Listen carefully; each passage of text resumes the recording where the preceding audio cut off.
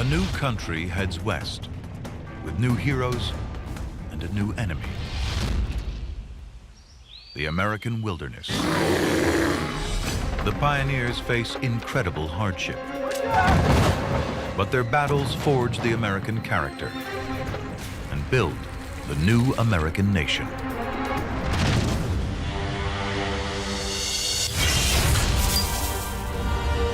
We are pioneers and trailblazers. We fight for freedom. We transform our dreams into the truth. Our struggles will become a nation.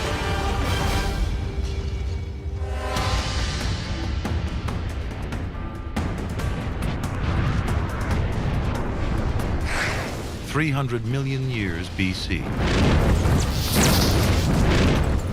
A meteorite the size of Central Park hurtles towards Earth.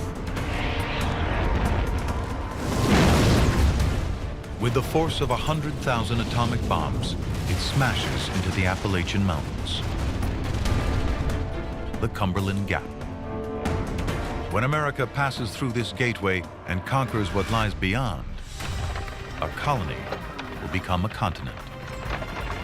I think Americans have always been pioneers. For a nation of adventurers and explorers. We are always moving forward, and we're always dealing with problems, not ignoring them.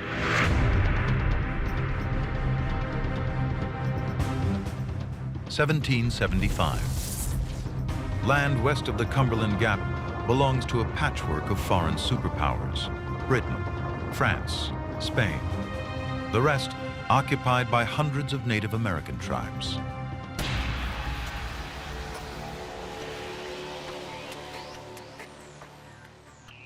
"3,000 miles of fertile land, millions of acres for anyone who can conquer it.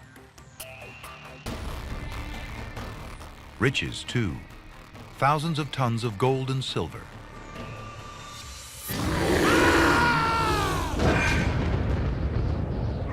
But this land is also brutal wilderness.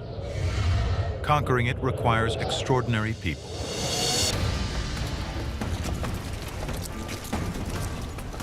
March 1775. Daniel Boone. Woodsman, hunter, freedom fighter, explorer, dreamer. Okay, man, keep clearing. Cut it through. Coming through here. Boone and his 30 men slashed through the Cumberland Gap on a mission to tap the riches. Cut it through. Coming through here. Before us lay the finest body of land in the world, with which little exertion we can call our own. One day, thousands will desire this land, and we will be rich. But Boone's journey into the western wilderness is also a journey into the American soul. The frontier is a crucible where America will define itself and forge its true character. The King of England has outlawed any western expansion. Illegal settlers rounded up and punished. Boone's already fought the British back east. Now, he's defying them again. Daniel Boone was that first great action hero for America. America wanted to see itself that way, I think. They wanted to see themselves as fiercely independent, very capable, and willing to go places most human beings wouldn't have gone. Come on, man, this way. Boone and his men take no supplies. Come on, come on!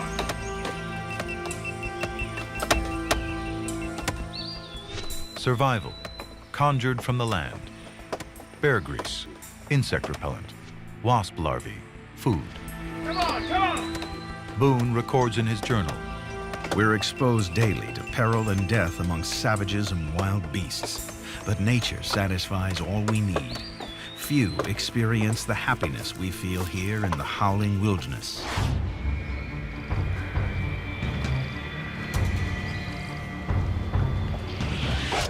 But for the Shawnee, this is not wilderness. It is home. And they will defend it. At all costs. Good work, John. Good work. These areas that seemed like wilderness to the Americans weren't wilderness to these American Indian people. They was just their lands. Daniel Boone and the Shawnee have history.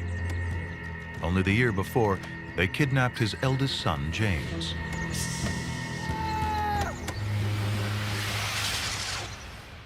And tortured him to death.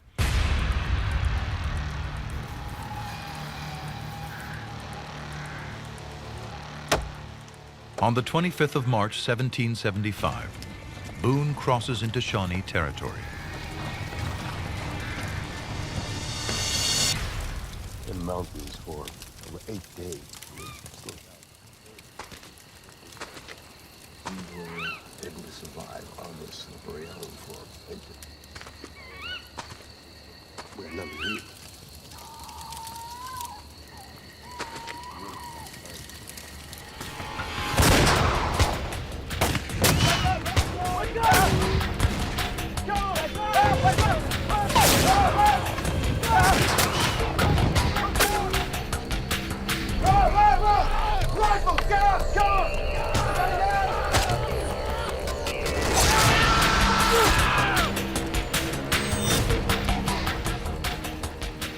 Ambushed, Boone must flee. His friend, Captain Twitty, and his slave, Sam, are both scalped and slaughtered.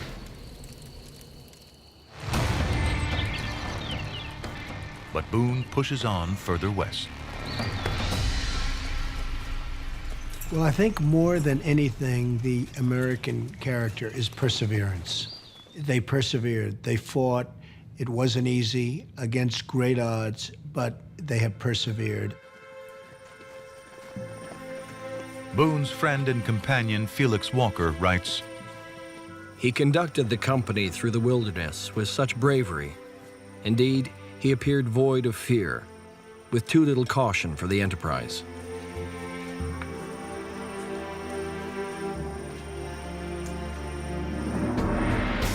"50 of Boone's men die settling Kentucky.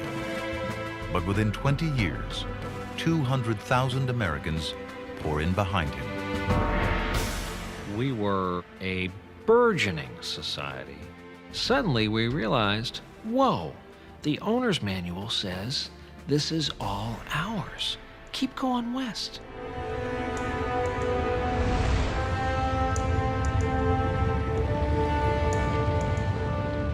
Land hunger becomes a fever, even for the government. 1803, 27 years after independence. The single biggest real estate deal in history. President Thomas Jefferson buys the vast Louisiana territories from Napoleon. 500 million acres for 3 cents an acre. Just as America will one day go to the moon, now a mission into this unknown.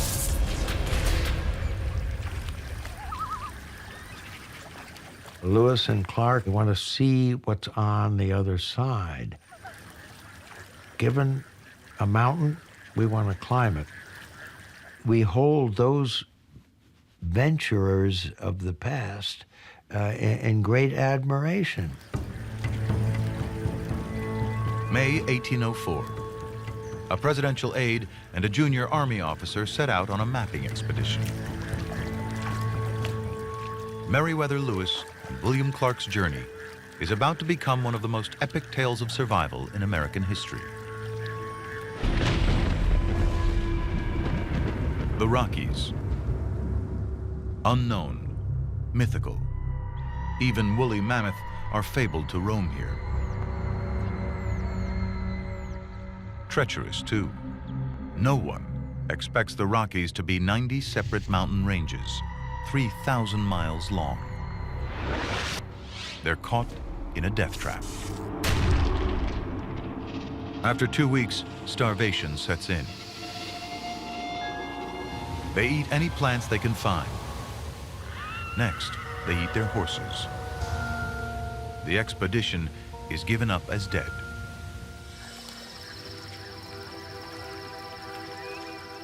But they survive, and they owe their survival to to a 16-year-old Native American girl. Sacagawea of the Shoshone Nation guides them, finds wild food, and saves their precious million-word journals from an overturned canoe.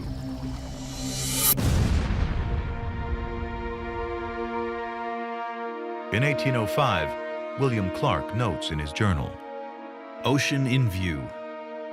Oh, the joy. they are the first new Americans to reach the Pacific Ocean over land. Lewis and Clark's remarkable expedition discovers 300 species of wildlife, transforming science and agriculture. But their journals record an even greater discovery, one that will forge a whole new breed of American hero.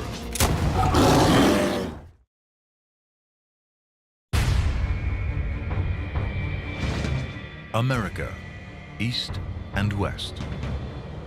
The pioneering spirit of Americans has busted the continent wide open. Lewis and Clark's heroic expedition through the Rockies uncovers a route to the West's most valuable commodity, beaver. Their pelts, frontier hard currency, traded by Native Americans for guns, knives, salt, and they're a high-fashion luxury for the rich. They've been hunted nearly to extinction in Europe. Here, they're everywhere, millions of them. The freezing Rocky Mountain water makes the beaver pelts thicker, warmer, more expensive than other fur. New iron traps from New York foundries make catching them easier. Baited with the beaver's own scent glands, they're drawn to their death.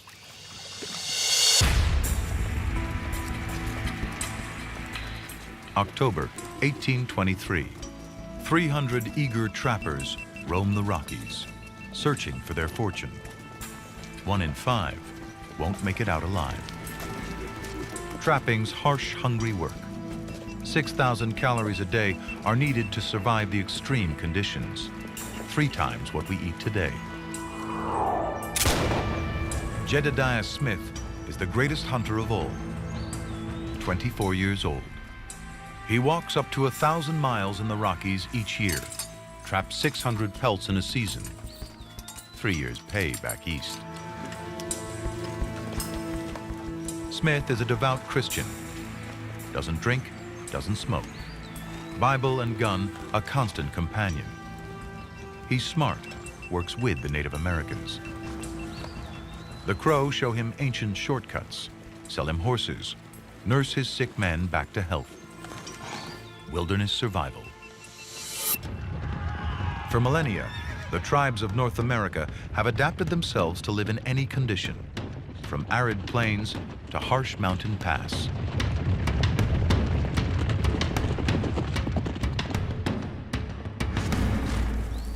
Jed Smith uses their knowledge and his skill to open up the West for vast fur-trapping profits.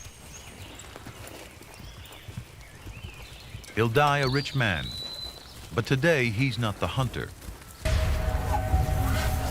He's the hunted.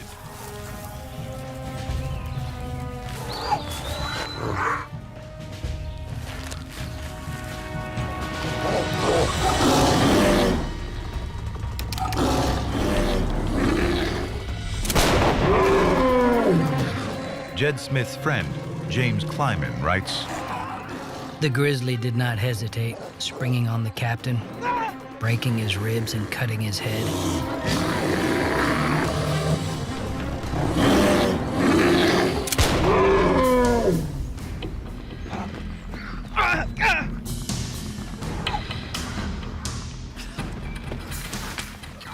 This gave us a lesson on the character of the grizzly, which we did not forget.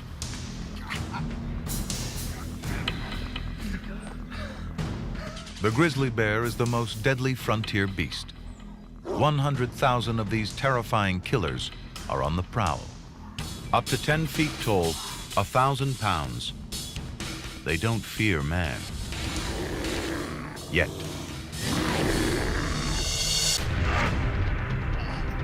Today, there are fewer than 2,000 grizzlies in the Rockies. Halfway to death, Jed Smith's right-hand man, James Kleiman, stitches his scalp and ear back to his head. I put in my needle, stitching it through and over, laying the lacerated parts together as nice as I could. There was an amazing sense of confidence as part of that American spirit that doesn't even think about failing.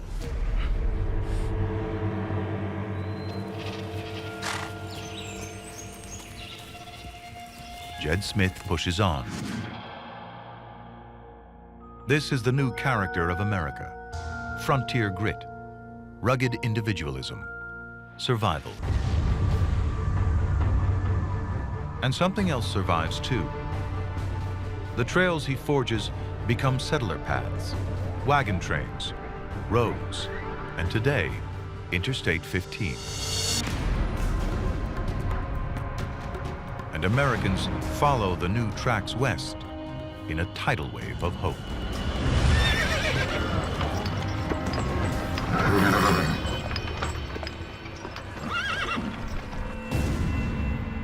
May 1846. Thousands of men, women, and children.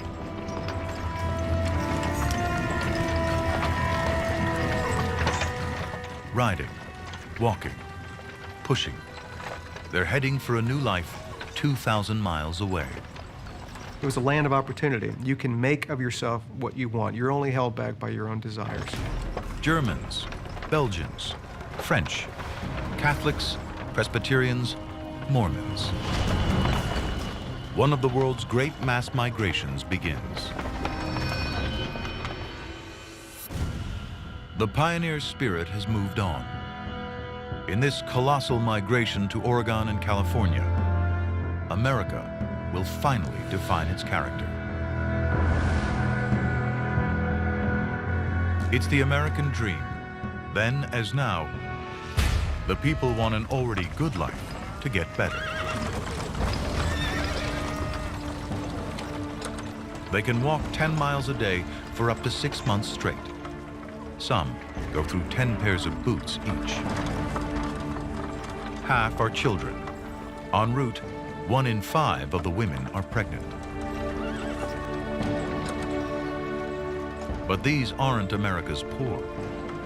Families sell farms, save for 5 years to join the exodus, risking it all. I think if there is one episode that encapsulates the American spirit, I think it is probably the move west. Whip those mules and horses and cross those rivers and cross over those mountains to the unknown and say, I'm leaving everything behind. I'm leaving everything that I know behind to reinvent myself. A wagon and oxen cost at least $8,000 in today's money. But it buys a complete life support machine. The wagons carry a precious cargo, 1,000 pounds of supplies and a grub stake for your journey, your entire new life in the West. The pioneering spirit is ingenious. Essential drinking water captured from rain on the wagon canvas. Even the oxen's dung is fuel for fires. And like today, there are tolls. Native Americans charge $10 for road and $100 for river crossings in modern money. But the greatest toll of all, human lives. In all, 20,000 Americans will die reaching the West, 10 graves for every mile. But one story of suffering and death will show just how far the pioneers will go to conquer the West.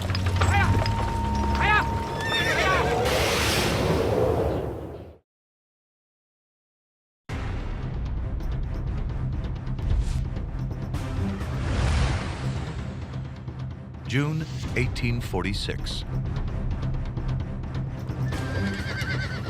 A wagon train heads west. Its leader is George Donner. Good luck. We'll catch you in a great camp. That's good, ja. Danke. Good, now push! His wife, Tamsin Donner, is a school teacher. Stoss? Stoss? Yes. Okay. But on the trail, women must turn their hands to anything.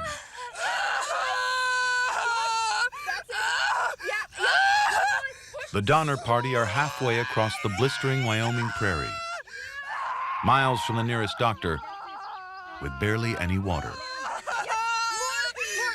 Good. Yes. Okay. I think the women who came across America in the early days must have been made up of the strongest fiber possible. It's unimaginable. Good. Yes.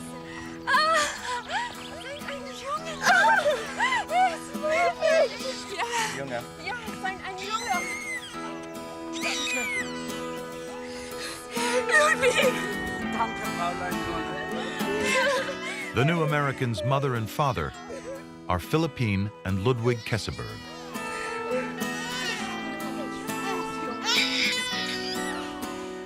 They christen their son, Louis.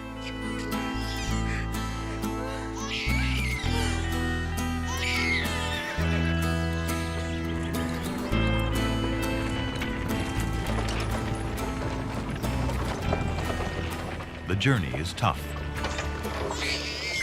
but the going's good.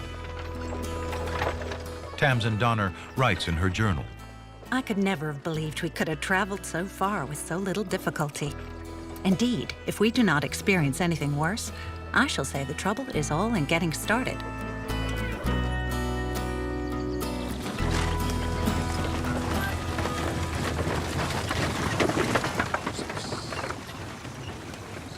But as leader of the wagon train, Tamsin's husband, George Donner, is aware there's one final obstacle to their journey. The Sierra Nevada. Peaks up to 14,000 feet. Fail to clear the mountain passes before the first snow falls, and the consequences are terrifying.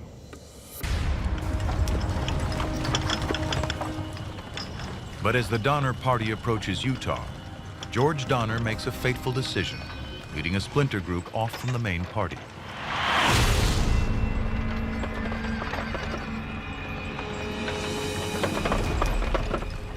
He's read one of the many new trail guidebooks, showing a shortcut that claims to shave 2 weeks off the journey time.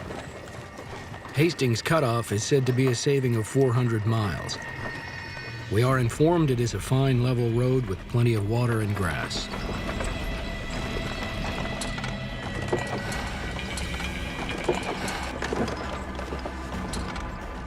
But Donner's information is wrong. In fact, the shortcut adds 100 miles to the journey.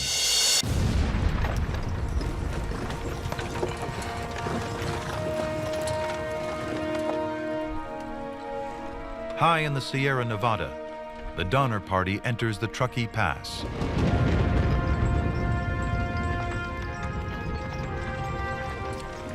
They're only 30 miles from the California plains.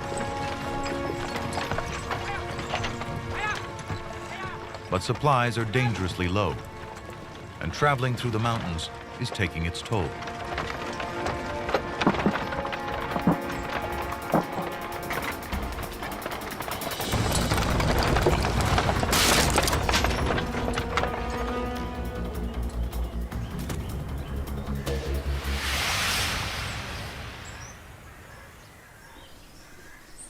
A broken axle. The Donner Party stops to make repairs. But that night, 5 feet of snow falls. Soon, the drifts are 60 feet deep.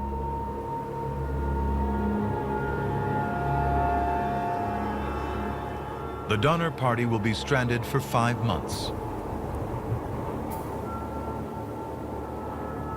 In just 3 weeks, they've eaten all their food.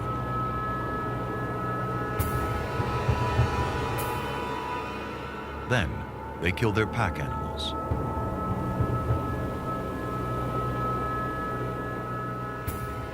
Next, they eat charred bones, twigs, bark, leaves, dirt, and worse. Even the wind held its breath as the suggestion was made that were one to die, the rest might live. Cannibalism.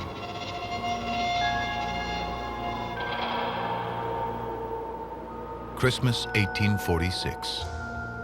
They eat their first human. Bodies are cut up, flesh labeled, so people don't eat their own kin.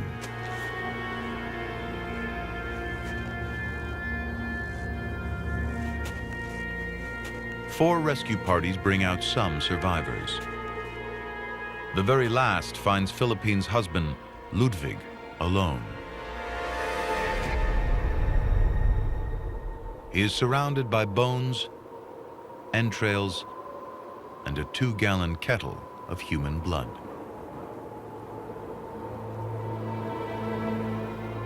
George Donner's body is found, skull split open, his brain removed. Tamsin Donner's body is never found.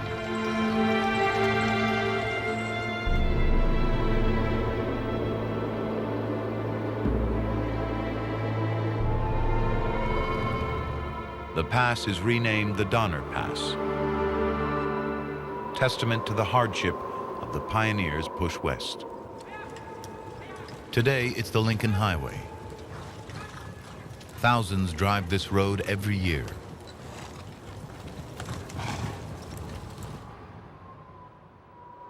But beneath the bones of the Donner Party, the Sierra Nevada conceals a seam of gold, largest the world has yet seen.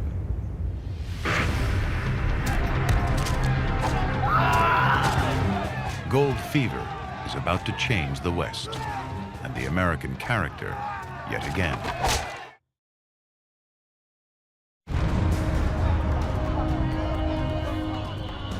March 1836, Texas, the Alamo.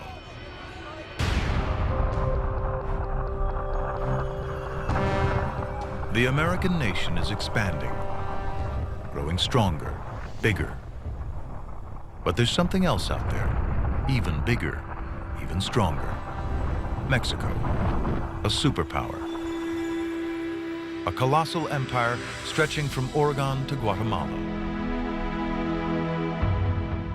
But Texas is disputed territory. The Mexican government has invited American settlers in, but are soon overwhelmed by the flood of pioneers. Americans by the thousands were coming into Texas, and they were not abiding to the agreements to come in as settlers. And once they outnumber by 1835 Mexicans 10-1 in that area, of course, the Americans are thinking about independence. The Alamo is where Mexico tries to stem the flood. In an old Spanish mission, up to 200 American settlers and their allies are under attack.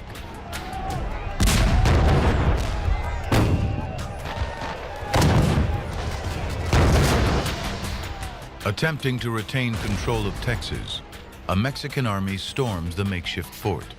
A 13-day siege ends in a massacre. 186 defenders dead. The shots that killed Davy Crockett and his fellow settlers echo across America. The women and children are spared, sent back to send the Mexican message, don't come. But America hears something else. Remember the Alamo.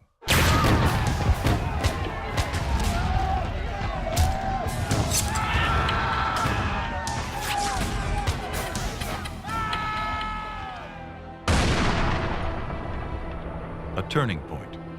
America will now wage war to go west. Texas is won. California fought and bought. The same month California becomes American, it becomes the nation's greatest prize. Volcanic magma. Over millions of years, in a fault zone beneath the Sierra Nevada, cooling and pressure create quartz. And within the quartz, gold.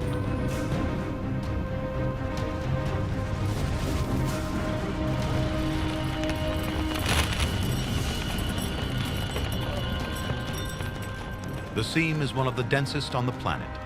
Rocks erode and the riches are released.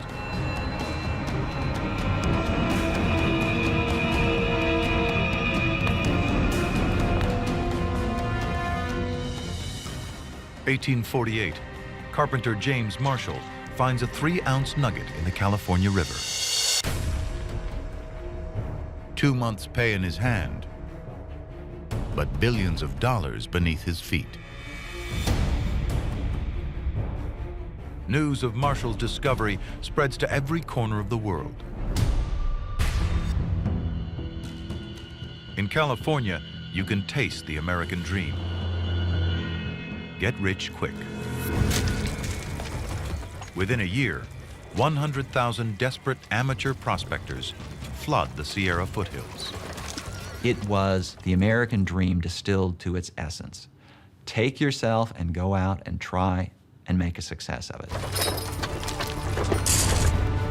A Chinese prospector's 100-ounce strike in the Yuba River. $26,000 made by a single Irishman in just 4 days. A $200,000 super seam mined by 12 Mexicans at Bear Valley. In the port of San Francisco, a plot of land worth $16 before the gold strike now changes hands for $45,000. In 2 years, the population of California explodes from 15,000 to 100,000.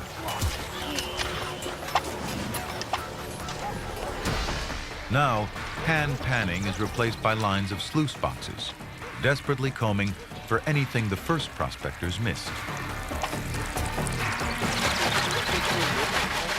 And the price of living rockets. Picks, pans, and shovels go from a few cents to $10 apiece. Breakfast costs 10 times what it does back east. But still, the people come.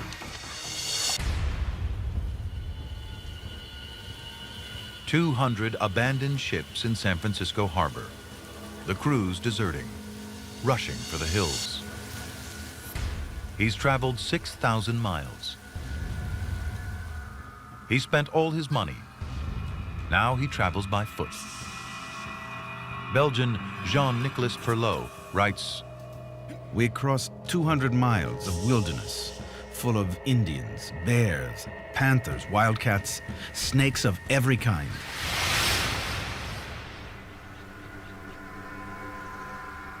The first thing he finds isn't gold, it's graves. 200 of them. Prospectors cut off by rains in the foothills, starved to death. Approaching, we realized animals of some kind had dug up the bodies.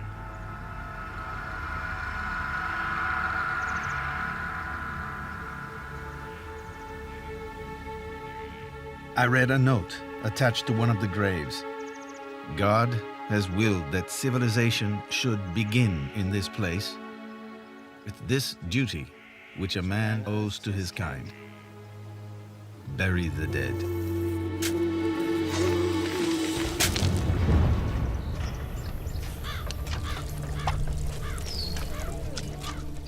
Perlot does find gold, but never in the quantities that he dreamed. As the gold fields are picked clean, tensions rise. Times get tougher. After just 6 years, the gold rush is over. I think that there is that Western mentality of prospecting, try and fail, and the fact that you tried is worthy in and of itself. Of the 300,000 who rush to find gold, less than 1 out of 100 strike it rich. But fortunes were made by the merchants and landowners who supplied the miners. From dirt and dreams came the great cities of California.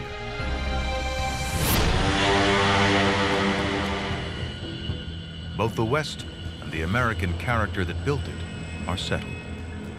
Now, this new powerhouse will face another revolution.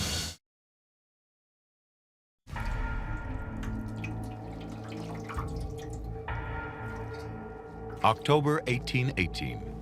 A 9-year-old boy comforts his mother as she lies on her deathbed.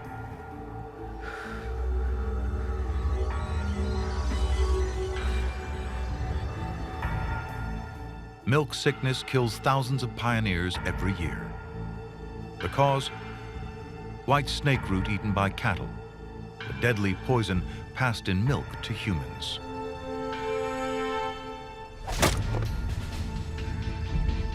At 18, the boy becomes a man, but he has been working like a man for years, battling for existence in this harsh environment. It was a wild region, with many bears and other wild animals still in the woods. There I grew up. I had an axe in my hand from my 8th to my 20th year. This is the life of American settler stock. The young man's grandfather followed Daniel Boone's wilderness road into Kentucky. His father pushed further into the primeval forests of Indiana. Settler families of 10 or more live in log cabins built from scratch. Single-roomed, basic, the trailer homes of the day. The wilderness provides everything. They make their own plows, rakes, forks, shovels, build their own furniture. And they bury their dead. In bad years, malaria kills 1 in 8 of the settlers. Life expectancy is half of what it is today. But from adversity comes strength. This settler's name is Abraham. Abraham Lincoln. If you work hard, you can do anything you want to do.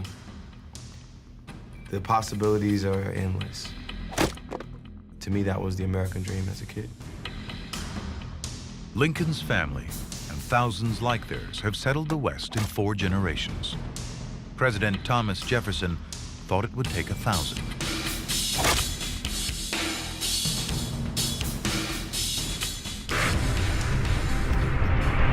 The forests are cleared, an average of 5 acres per family per year.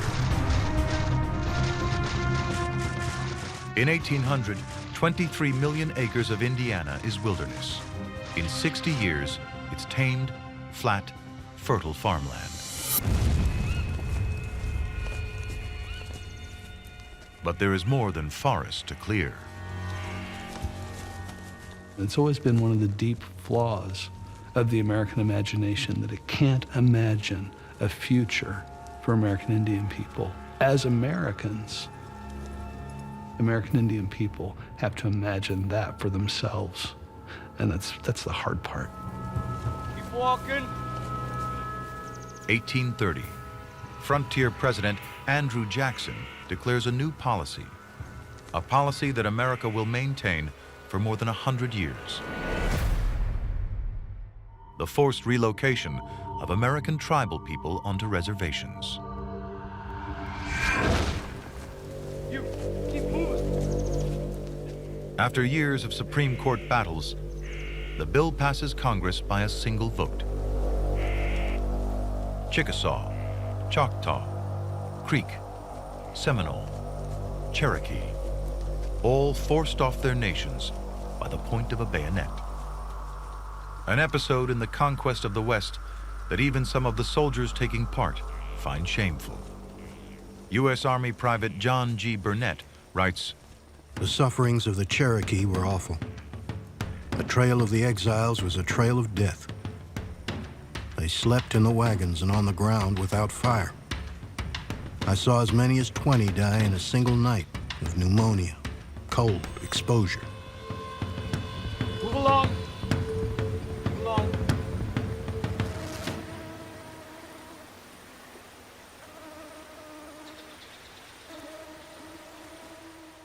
The march of 1,000 miles becomes a trail of tears.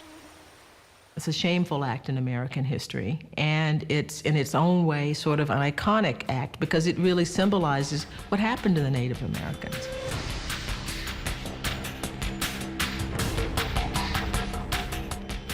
The West is open for business, but key to the transformation of the region is a river 2,000 miles in length, fed by rainfall from 31 states. Running from Minnesota to New Orleans, the mighty Mississippi. It's a lifeline, connecting the West to the outside world. If roads exist, they're muddy tracks. This is the only trade artery, the interstate, that allows the pioneers and settlers to sell the produce they've sweated over. A huge amount of goods are shipped out, but they're shipped out in this most nickel and dime way. A farmer will build a flatboat, fill it up with hogs, sassafras root, ginseng root, tobacco, whatever it is you grow, put it on the flatboat, use the power of the Mississippi to drift you down to sell them along the riverbank. Age 19, Abraham Lincoln makes his first trip down the Mississippi, poling his simple raft. The current is too strong to return upstream. The primitive flatboats are simply sold as lumber in New Orleans. Farmers have to walk the 800 miles home and begin again. But on that first journey, Lincoln sees the future.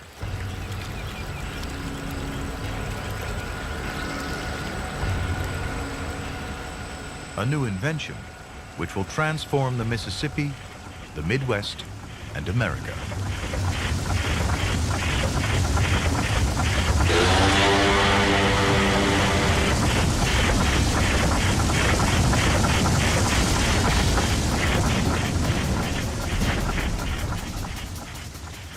The steamboat was the 19th century's time machine, just as surely as the airplane was the 20th century's time machine.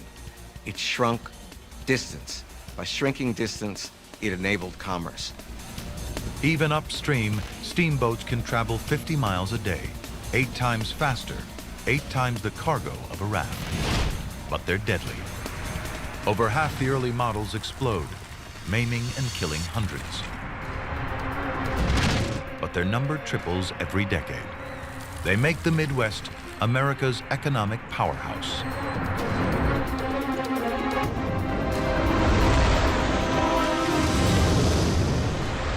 Within 20 years, St. Louis alone swells from a few hundred to a population of 16,000. Over 4 generations, America has grown from a 300-mile wide strip of colonies on the eastern seaboard to a continental powerhouse.